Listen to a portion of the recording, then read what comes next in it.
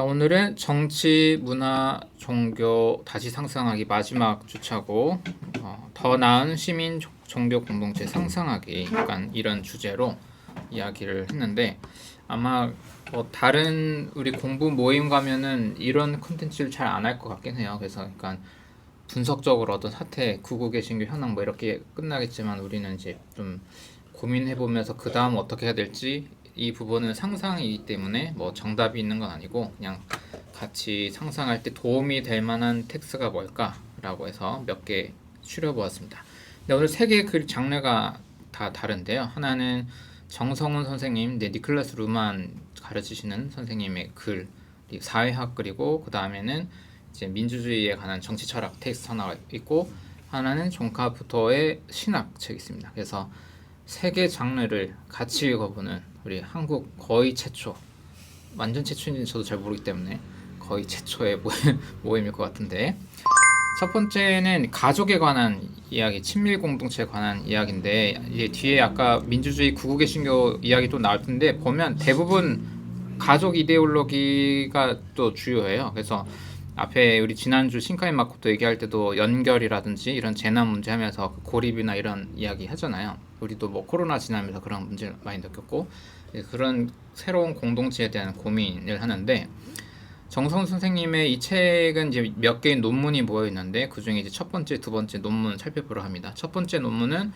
약간 이 정치 철학적이기도 하죠. 아리스토텔레스부터 해서 헤겔까지 시민사회 국가에 관한 이론적 접근하는 거고 두 번째가 이제 가족 개념에 관한 니클러스 루만적 접근입니다. 일단 첫 번째 논문부터 가면 아리스토텔레스와 헤겔의 철학적 공동체 이론 비판 이렇게 되어 있습니다.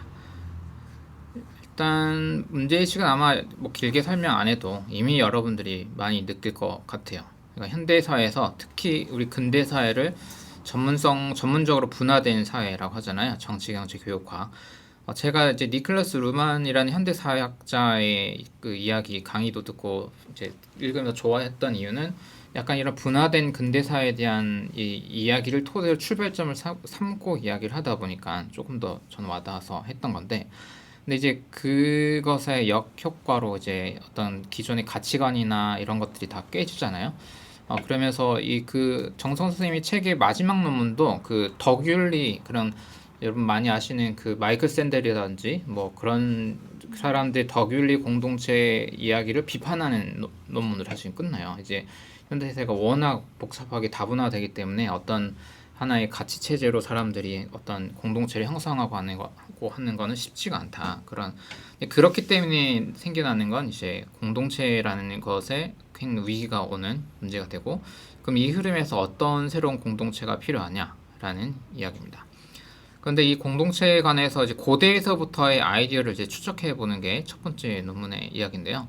이제 조금 헷갈릴 수 있는 게 있어서 그냥 단어 살짝만 보고 가면 오이코스, 그래서 폴리스 이런 이야기가 나오는데요. 그래서 오이코스는 아주 쉽게 말하면 이제 그냥 가족 집단 안에서 뭔가 이렇게 하는 생존과 필요를 충족하고 또 위계 고대에는 다 가부장 사회니까 그런 게 있고 그런 생존 공동체에서 이루어지는 역학 관계라든지 그런 걸 말한다면 폴리스라고 하면 이제 고대 세계에서도 단순한 가족 공동체를 넘어서서 오늘날 시민사회 비스무리한 무언가 만들어지면서 공동선을 말하고 고대 세계에선 주로 남성 시민들이 이제 토론하고 이렇게 하는 그런 이제 고대 그리스 민주주의의 효시에서도 그런 현상들이 있잖아요. 이제 그런 걸 나올 때 이제 폴리스 이야기가 나옵니다. 그래서 오이코스 폴리스 이야기가 나오기 때문에 참고만 이렇게 해두시고요.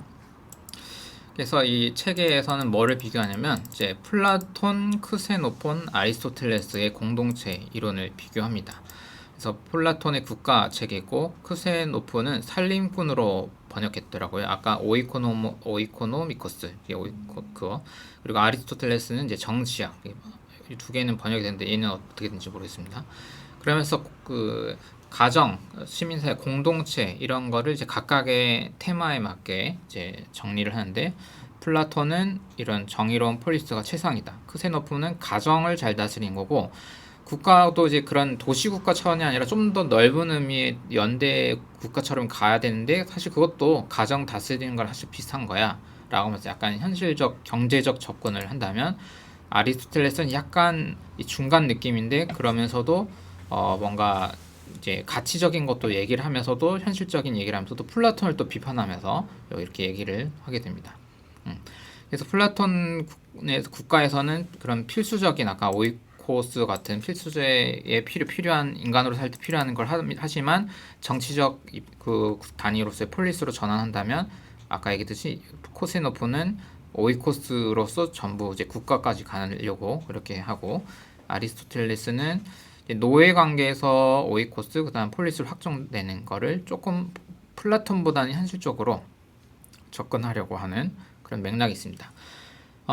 조금 재밌는 거는 그 폴리스를 얘기할 때 플라톤 국가 보면은 그 지도자들을 이야기할 때 얘기하는 그 수호자 얘기가 나오는데 리더십 있는 사람들은 사유재산을 갖지 말고 가족도 갖지 말고 공동 생활을 하고 그리고 약간 우리는 미래 SF처럼 이제 높은 수준의 유전자를 이제 남겨야 되기 때문에 서로 같이 그 살면서 좋은 유전자를 남기고 막 이런 식의 약간 급진적 이야기, 리더십에 관한 이야기가 나온다면 이제 아리스토텔레스는 또 그런 것도 많이 비판합니다. 그렇게 했을 때 뭐 행복이란 가치로 담은 수호자의 행복은 왜 그렇게 뺏는 거고 그게 현실적으로 되는 거 하면서 오히려 자기 재산을 가져야 됐고 뒤에 보면 정치가 가능하려면 사실 이렇게 이제 여기 조금 고대적 세계니까요. 노예, 여성 이런 노동에 의존하는 그런 시스템이 있어야 되고 여유가 있어야지 자기 생존을 넘어서서 이미 돈은 알아서 준비가 되는 거고 그 다음에 토론의 장에 나올 수 있는 시민들이 있어야 정치가 가능한 거야 라면서 플라톤의 재산 공유제를 비판하게 됩니다. 그래서 여기는 수호자 리더십이 이렇게 아예 사리 사욕 없이 격리되고 독특한 거의 이제 그런 격리된 생활하면서 이제 그렇게 이상적으로 세계를 이끌어야 된다라는 얘기를 했다면요. 참고로 플라톤은 실제 현실 정치에서는 그렇게 잘 하지 못했다고 이렇게 알려져 있죠. 네. 그래서 크세노프는 약간 오늘날 치면 경영자 마인드로 어떻게든 이윤을 남기고 이렇게 지혜롭게 뭐 해야 된다. 경영자 마인드로 쭉 가는 방식으로 가게 됩니다. 그래서 요런 이렇게 한 줄 요약 보시면은 이렇게 되어 있습니다. 아리스토텔레스까지. 그래서 아리스토텔레스는 인간은 그런 공동체를 추구하고 또 정치적 동물이다, 폴리스적인 동물이다라고 하는 인사이트 줬는데 이게 사실 수천 년이 지나도 우리가 지금 인간을 생각할 때도 그런 것 같죠. 그냥 고립돼서 한 개인으로만 존재할 수는 없고 우리는 또 그렇다고 모든 게 혈연 가족처럼 해서 그런 식으로 운영되는 것도 아니고 정치적 공론장을 필요로 하고 한데 이제 그 아리스토텔레스는 이거를 이제 로고스 특히 이제 그 당시에는 시민 남성 로고스로 해서 윤리적 토론을 통해서 이걸 이제 만들어 가야 한다. 그리고 그 토론의 장에서는 이제 통치자 피통치자가 교대된다. 그러니까 시민 남성의 한에서는 사회적 지위나 신분에 상관없이 와서 일단 토론을 하는 거기 때문에 그때 이제 고대적 의미에서의 민주주의가 가능하다라고 하는 그런 이야기를 하게 되죠. 하지만 한계는 아까도 보였듯이 약간 이제 신분 차별적 속성이 있다는 거. 그래서 폴리스 중심주의 그리고 이게 인원이 작을 때야 이러한 참여자들이 참여 민주주의 모두가 토론하자 수기하자 이게 가능한데 현실이 가능하냐?